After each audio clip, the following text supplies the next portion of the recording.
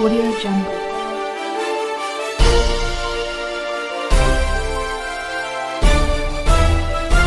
Audio Jungle. कंधरा में report कर रहा है नवीद मुस्तफ़ा कांधड़ो। प्रेस क्लब ऐवान सहाफ़त कंधरा के खजानची जीजल इख़बार के रिपोर्टर FM 88 सखर के रिपोर्टर अमीर अहमद जागीरानी की सालगिरह जो केक प्रेस क्लब ऐवान सहाफ़त कंधरा की ऑफिस में इस्लामाबाद खां कई आयल कामरेड जुल्फ़कार जागीरानी, PP अगवान हसन रज़ा जागीरानी और सरपरस्त आला और सीनियर सहाफ़ी मोहब्बत राजपर की अगवानी में काटियो वियो।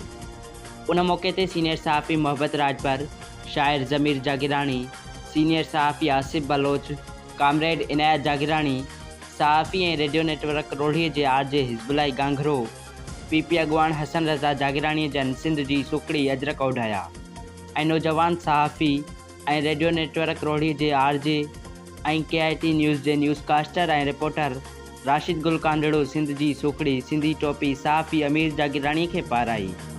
उन मौके ते शायर GM Kandhro, comrade Zulfiqar Jagirani, PP अगवान हसन रज़ा जागीरानी, ताहिर सिंधी, बागी अमीर कंधराई, अब्दुल कलाम आज़ाद, आयतुल्लाह गांघरो, अली मुराद जागीरानी, अमीर राजपर, रियाज़ जागीरानी और बेन केतरनि नौजवान सहाफ़ी अमीर जागीरानी के गुलन जा हार पाराया और मुबारकबाद दिनी और वॾी ॼमर लाइ दुआ पिणु घुरी।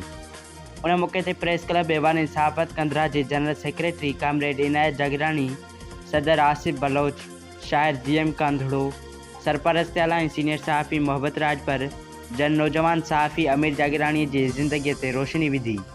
आख़िर में नौजवान सहाफ़ी अमीर जागीरानी आयल मेहमानन जो शुक्रियो अदा कयो और थोड़ा पिणु मञा। Audio Jungle.